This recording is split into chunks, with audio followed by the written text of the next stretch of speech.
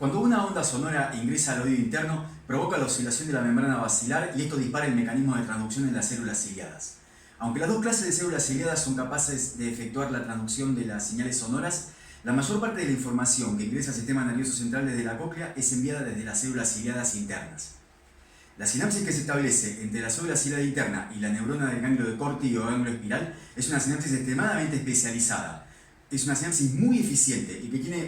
tiene diferencias notables con las sinapsis tradicionales. En los próximos minutos vamos a estudiar cómo se efectúa la comunicación entre las células ciliadas internas y las neuronas del ganglio de Corti.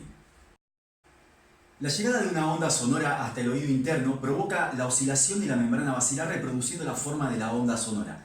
Esa oscilación de la membrana basilar causa la oscilación del manojo de estereocilios de las células ciliadas externas e internas, y esta inclinación de los cilios hacia un lado y hacia el otro provoca cambios en el potencial de la membrana de esa célula ciliada que se denomina potencial de receptor. Cada vez que la membrana basilar asciende, los cilios se inclinan hacia el lado de la fila de estereocilios más altos, y esto provoca la apertura de los canales mecanoeléctricos, el potasio y el calcio ingresan a la célula y la célula ciliada se despolariza. Esa despolarización de la célula ciliada, vamos a ver enseguida, está acoplada mediante un mecanismo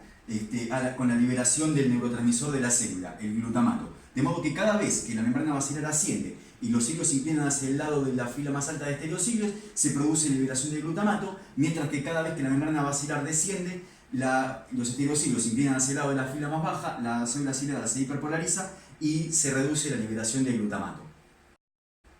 Vimos anteriormente que la actividad de la célula ciliada interna se acompaña de la liberación de su neurotransmisor, el glutamato. Ese glutamato se encuentra almacenado en estas pequeñas organelas esféricas denominadas vesículas sinápticas.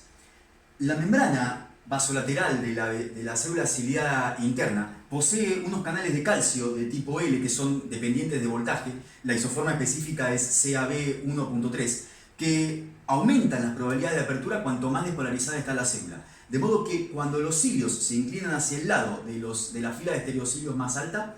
ingresa el potasio y el calcio a través de los canales mecanoeléctricos, la célula ciliada interna se despolariza y por lo tanto aumenta la probabilidad de apertura de esos canales de calcio de tipo L. Cuando estos canales se abren, el calcio ingresa en la célula ciliada y eso provoca la fusión de la membrana de la vesícula con la membrana vasolateral y provoca entonces la liberación, eso permite la liberación del glutamato hacia la hendidura y que se estimule luego entonces la neurona del ganglio de Corti.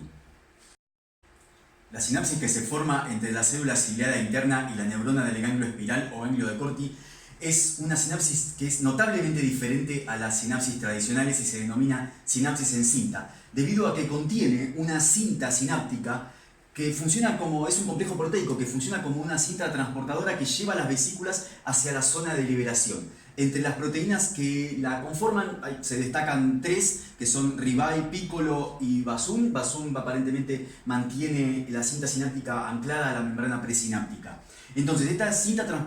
transportadora lo que hace es llevar las vesículas hacia el sitio en el cual se va a producir la fusión de las membranas de la vesícula con la membrana plasmática de la célula ciliada y donde se va a liberar el neurotransmisor. Habíamos dicho hace un ratito entonces que el glutamato se produce en el citoplasma y se almacena en estas vesículas sinápticas a las cuales se ingresa por un tipo de transportador que se denomina BGLUT3.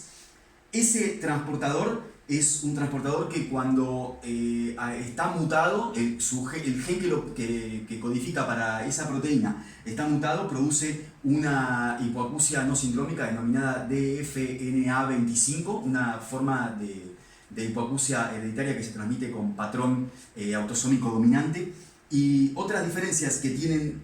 estas sinapsis con las sinapsis tradicionales es que el complejo de anclaje que mantiene a la vesícula sináptica anclada a la membrana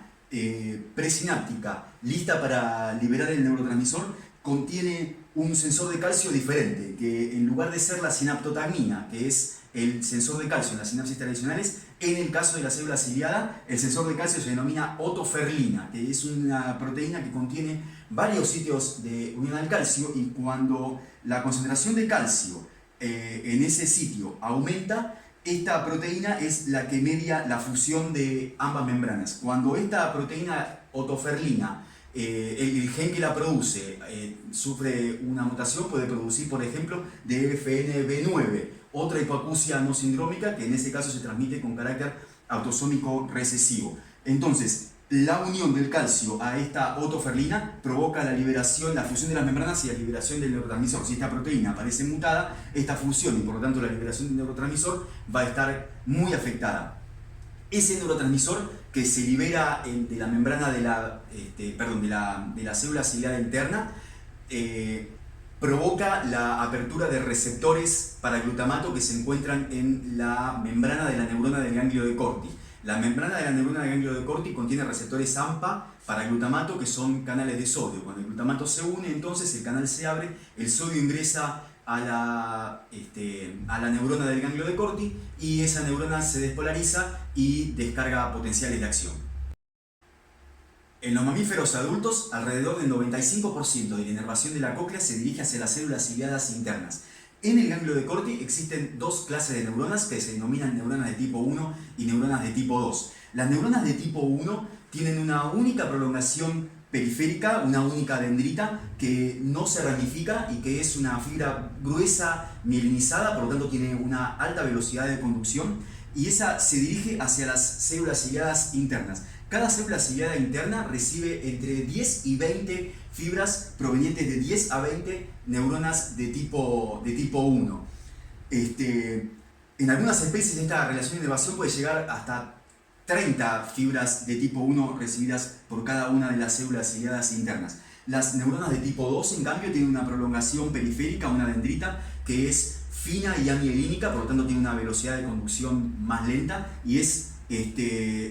ramificada. De modo que cada una de estas neuronas de tipo 2 inerva a alrededor de 5 células ciliadas externas. De las fibras que llegan a la célula ciliada interna, esas 10 a 20 fibras que llegan a la célula ciliada interna, cada una de esas fibras hace sinapsis en un lugar donde se localiza una cinta sináptica y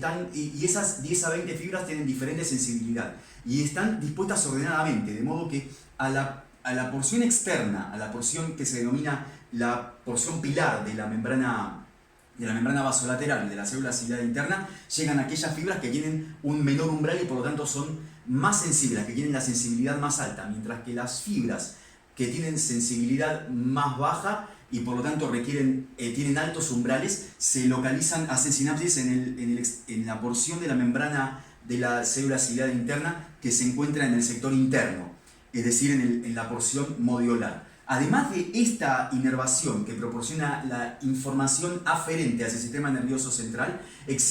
la cóclea recibe una información eferente que proviene fundamentalmente del complejo del oliva superior y que a través de este haz olivo-coclear inerva, por un lado, a las células ciliadas externas, modificando algunas de las propiedades de respuesta de las células ciliadas externas, y también inervan la conexión que existe entre la célula ciliada interna y la neurona del ganglio de Corti.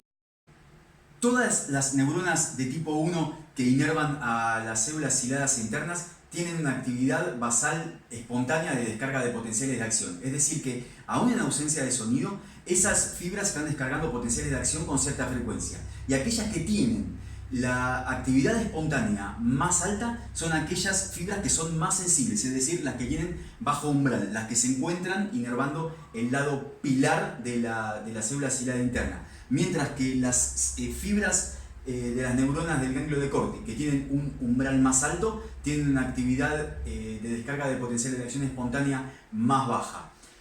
A esta actividad espontánea se le suma la actividad que está desencadenada por la liberación de glutamato en la célula ciliada interna. Es decir, cada vez que la célula ciliada interna libere glutamato, va a provocar potenciales de acción en las fibras del ganglio de Corti, sumada a la actividad de descarga espontánea que esas fibras ya tienen. Y esa cantidad de glutamato que se libera de las células ciliadas internas está acoplada a la inclinación de los cilios. La inclinación de los cilios hacia el lado de la fila de estereocilios más alto